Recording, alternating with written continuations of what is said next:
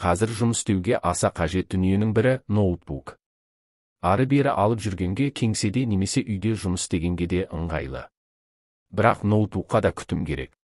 Оны ұзақ пайдаланғыңыз келсе, онда кей қарапайым ережелерді ұстануды ұмытпаңыз. Ноутбук жылдам қызып кететін болғандықтан да жұмысы ауырлай бастайды.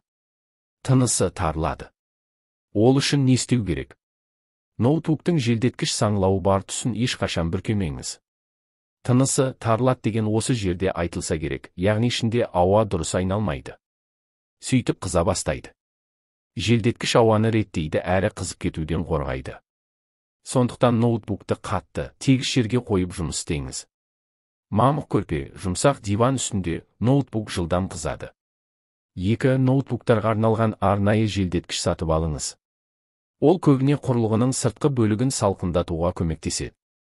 3. Тағы бір амал, құрылғыға көп салмақ түсіретін бағдарламаларды қолданбаңыз. Біреуін қолдансаңыз да бірнешеуін ашып жұмыс істемеңіз. Мұның әсерінен де ноутбук қызады.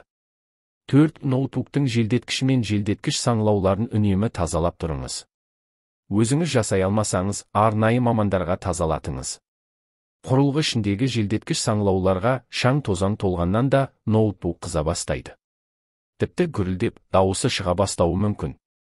5. Ноутбуктың баптау процесін өзгертіңіз. Өзіңіз қолданатын құрылғының мүмкіндігін әрдайым қадағалаңыз. Көп салмақ түсірмейтін жолын табыңыз.